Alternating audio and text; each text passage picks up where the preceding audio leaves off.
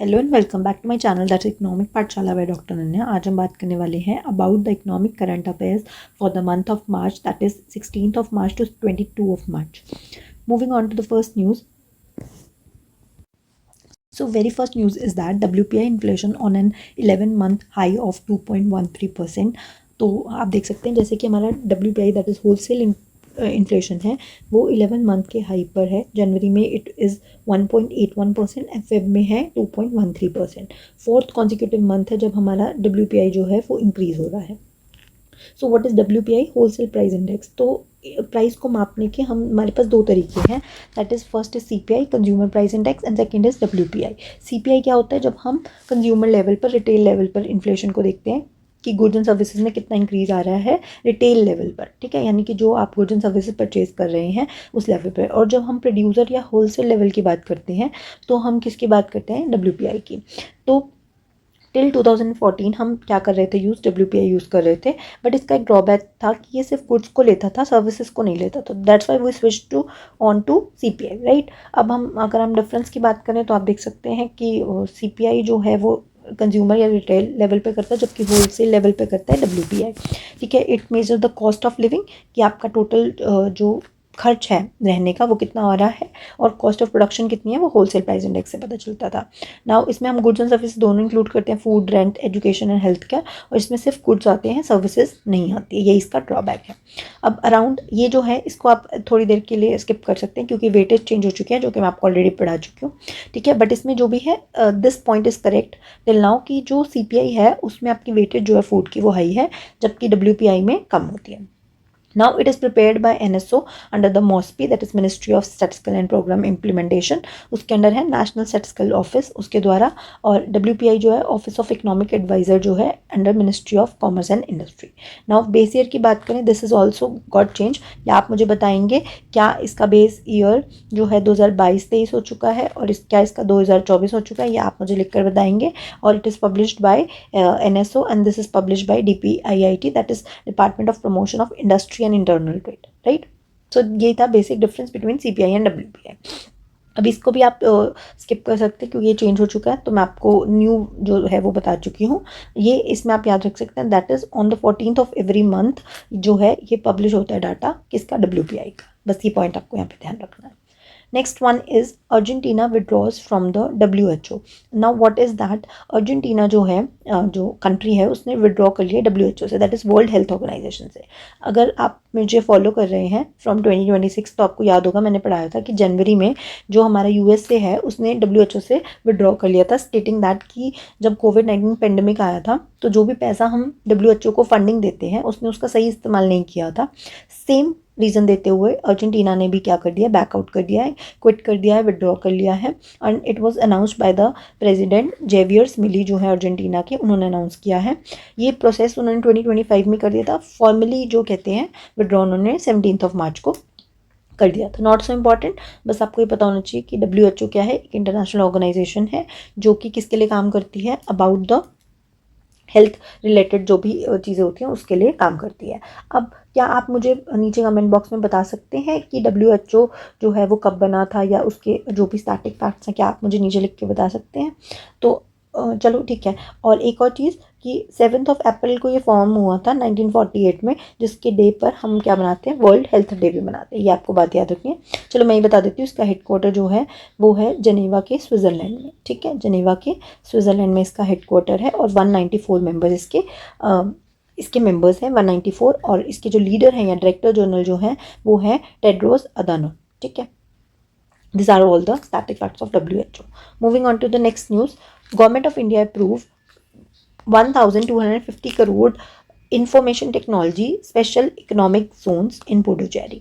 तो इस पूरी न्यूज़ में बस आपको ये बात याद रखनी है कि स्पेशल इकोनॉमिक जोन्स क्या होते हैं। तो स्पेशल इकोनॉमिक जोन्स क्या होते हैं? बेसिकली एरियाज़ बनाए जाते हैं जहाँ पर जो भी हमारा एक्सपोर्ट होता है ना, एक्सपोर्ट को हम क्या करते हैं? प्रमोट करने की कोशिश करते हैं, एक्सपोर्ट को बढ़ाने की कोशिश करते हैं, ठीक है।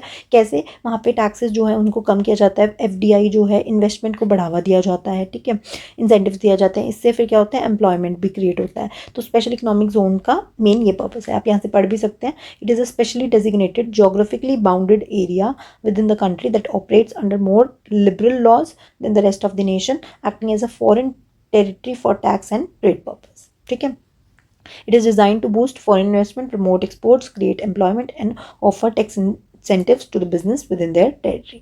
अब जो ये SEZ बनाया जा रहा है इन द पुडुचेरी, इसका एरिया जो है 21.3 एकड़ एरिया है। ठीक है, और इसका कॉन्सेप्ट है work live play. What is that? Work live play यानी कि आप काम करेंगे, आप वहाँ रह भी सकते हैं और आप वहाँ पर जो भी अपनी लेजर एक्टिविटीज़ हैं उसको भी परफॉर्म करेंगे। तो 70% एरिया जो है वो प्लग एंड प्ले के लिए है, यानी कि काम करने के लिए है, और बाकी 13% में रेजिडेंशियल हाउसिंग बनी हुई है, वहीं पे आप रहेंगे। हेल्थ केयर और जितनी भी एसेंशियल सर्विसेज आपको चाहिए होती है वो सब वहाँ पर प्रेजेंट होगा। Okay, so next news is that cabinet approves 33,660 crore rupees Bhavya scheme to develop industrial park. तो अगर आप ध्यान से फुल फॉर्म पढ़ें, भव्य की भारत औद्योगिक विकास योजना, दैट इज़ भारत, ठीक है, औद्योगिक यानी इंडस्ट्रियल डेवलपमेंट के लिए बेसिकली ये स्कीम लाई गई है। इसका आउटले आपने पढ़ लिया, दैट इज़ 33,660 करोड़। इसमें बेसिकली क्या करे जाएंगे, इंडस्ट्रियल पार्क्स बनाए जाएंगे जहाँ पे प्रॉपर इंफ्रास्ट्रक्चर होगा, ताकि जो भी इंडस्ट्रियल एक्टिविटीज़ होती हैं वो आपको एक ही जगह पर मिल जाए। ठीक है, रोड्स होगी, पार्स होगी, फैक्ट्रीज हो गई, ये सब चीज़ें जो हैं वो आपको एक ही प्लेस पर मिलेंगी, ताकि जो कोई भी क्या करना चाह रहा है, इंडस्ट्रीज़ को डेवलप करना चाहता है, इंडस्ट्रीज रिलेटेड काम करना चाहता है, वो इजीली कर सकता है। Next one is NICDC, that is national industrial corridor development corporation. इसके साथ मिलकर ये काम किया जा रहा है। मेन आपको भव्य स्कीम, इसका outlay, what is the purpose, ये याद रखना है। And scheme also provide for external infrastructure up to 25% of the project cost, insuring strong connectivity with the transport network. That what I have told you. ठीक है, okay, so next news is that cabinet approves 1718 crore MSP support to cotton farmers. तो MSP हम सबको पता होना चाहिए, minimum support price, जो कि गवर्नमेंट देती है, मिनिमम प्राइस कि अगर आप फार्मर कोई भी क्रॉप उगाता है तो इतना प्राइस तो मिनिमम है, आपको मिलेगा ही मिलेगा। ठीक है, अगर आपको इससे ज़्यादा मिलता है तो आप अपनी जो मार्केट है वहाँ पर बेच सकते हैं, और इससे अगर कम मिलता है तो आप हमें बेचिए, हम उसको MSP पे खरीद लेंगे। ठीक है, it was fixed by the cabinet committee on economic affairs which was chaired by PM Modi. उन्होंने कॉटन फार्मर्स के लिए इस MSP को अप्रूव किया।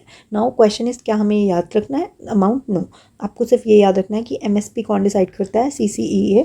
ठीक है, and second thing is financial support इसका कौन प्रोवाइड कर रहा है, कॉटन कॉर्पोरेशन ऑफ इंडिया। ठीक है, नाउ इसके कुछ स्टैटिक फैक्ट्स हैं, उसके बारे में बात कर लेते हैं। What is FCI? FCI एक स्टैचुरी बॉडी है। क्यों स्टैचुरी बॉडी है? बिकॉज ये एक्ट से बनी है। इसका एक्ट कब आया? दैट इज़ FCI एक्ट 1964, और इसकी इस्टेब्लिशमेंट डेट हो गई 14 जनवरी 1965। हेडक्वार्टर चेन्नई में है, और पहले चेन्नई में था, और अब करंटली वो शिफ्ट होकर कहाँ हो गया, न्यू दिल्ली में। तो ये किसके अंडर आता है? फूड एंड पब्लिक डिस्ट्रीब्यूशन के अंडर आता है, under ministry of consumer affairs.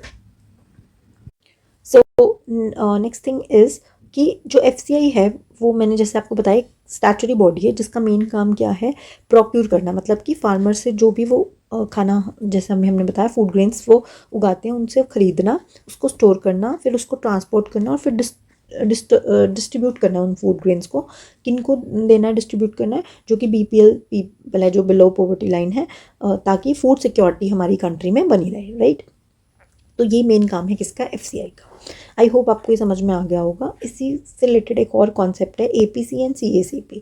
तो APC क्या है, आपको पता होगा, जो भी मैंने आपको CACP पढ़ाया, CACP जो है मैं आपको बता देती हूँ। APC जो है वो है एग्रीकल्चर प्राइस कमीशन।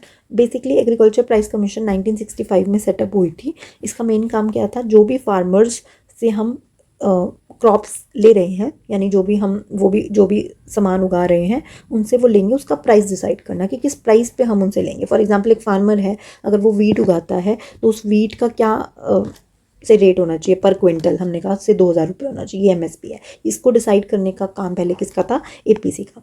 फिर क्या हुआ, this is limited to the agriculture commodities only. फिर क्या हुआ, इस कमीशन को चेंज करके, इसका नाम चेंज करके बेसिकली रीनेम कर दिया गया इन 1985। सिंपल टू लर्न, ये 65 में आया और ये जस्ट 20 साल बाद 85 में आया। Name of the commission is commission for agriculture cost and prices, CACP। ठीक है, एंड इसका काम क्या है, ये सिर्फ ना ही प्राइस सेट करती है बल्कि कॉस्ट देखती है फार्मर्स को कितनी आ रही है और फिर उसका इकोनॉमिक इम्पैक्ट क्या होगा, उन सब चीज़ों को डिसाइड करके फिर वो क्या करती हैं, MSP डिसाइड करती हैं। ठीक है, यानी कि आप ऐसा कह सकते हैं कि क्या प्राइस होना चाहिए, इस चीज़ पे होता है कि कितनी उनकी लागत लग रही है, क्या कॉस्ट होगी, क्या फर्टिलाइजर्स डालेंगे, कितनी रुपए के सीड्स आते हैं, बाकी क्या जो भी उनके खर्चे आते हैं, टोटल कॉस्ट को मिलाकर उनके प्राइसेस डिसाइड होते हैं, प्लस उसका इकोनॉमिक इम्पैक्ट देखा जाता है। तो प्रॉपर कॉम्प्रिहेंसिव कॉस्ट एनालिसिस होते हैं and it is not only limited to the agriculture communities. ये 23 क्रॉप्स जिस पे MSP दिया जाता है, आपको पता होगा, that is 22 crops plus sugar cane, इस पे MSP नहीं होता है, इस पे क्या होता है, FRP होता है, फेयर रिम्यूनरेटिव प्राइस होता है। तो टोटल 23 क्रॉप्स का डिसाइड होता है by CACP, that is commission for agriculture cost and prices. That's what I am telling you कि MSP जो है वो CACP डिसाइड करता है, पहले क्या होता था, APC होता था। ठीक है, और इसको अप्रूव कौन करता है, CCAA, that is cabinet committee on economic affairs. ठीक है, okay, moving on to the next news, digital census 2026-27। तो इसके ब्रांड एम्बेसडर बनाया गया है किसको, अगर आपने देखा होगा, ये कौन है, हमारे सैंड आर्टिस्ट हैं सुदर्शन पटनायक। ठीक है, वेरी वेरी फेमस, इनको पद्मश्री भी मिला हुआ है इन 2014 which is the 4th highest civilian award. तो आपको पता होगा कि 4 हमारे अवार्ड्स होते हैं, सबसे पहला आता है Bharat Ratna, then Padma Vibhushan, then Bhushan, Padma Bhushan and then Padma Shri. ये भी आपको पता होना चाहिए जनरल नॉलेज के लिए। तो ये 4 हमारे अवार्ड्स होते हैं। जो 4th हाईएस्ट अवार्ड है वो इनको मिला हुआ है सुदर्शन पटनायक को। उन्हीं को ही अब क्या बनाया है, ब्रांड एम्बेसडर बनाया गया है, किसके द्वारा, by ministry of home affairs, to aware people about the first fully digital census. ठीक है, हमारा जो फर्स्ट फुली डिजिटल सेंसस है उसके बारे में अवेयर करने के लिए इनको ब्रांड एम्बेसडर बनाया गया।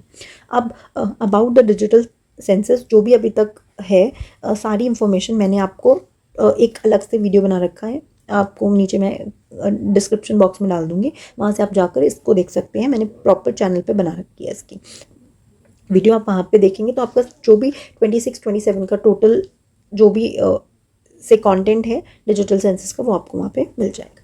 Do check it out. Then next one is index of 8 core industries slowed to 2.3% in Feb 2026. Next one is index of 8 core industries slowed down to 2.3% in Feb 2026. तो according to Commerce Industry Ministry, जो हमारे 8 core industries है, मैंने बताया था proper सारी industries होती हैं, उसमें जो 8 मेन इंडस्ट्रीज होती है, कोर इंडस्ट्रीज होती हैं, उनका वेटेज, उनका आप कह सकते हैं एक इंडेक्स बनता है कि उनकी ग्रोथ में जो है वो इंक्रीज आ रहा है या डिक्रीज आ रहा है। तो हमारी जो इंडस्ट्रीज़ हैं वो उनकी ग्रोथ में स्लो डाउन देखा गया है 2.3% इन Feb 2026 का data commerce of industry ministry करती है। और जो ओवरऑल IIP की ग्रोथ होती है, इंडेक्स ऑफ इंडस्ट्रियल प्रोडक्शन, उसका डाटा हमारे को MOSPI के अंडर मिलता है, राइट। तो ये मैं कई बार बता चुकी हूँ। इसका परसेंटेज कितना होता है IIP में, दैट इज़ 40.27%। कौन सी है वो 8 core industries, coal, crude oil, natural gas, refinery products, fertilizer, steel, cement, electricity, फर्न्स, CQ। This is the trick to learn all these industries.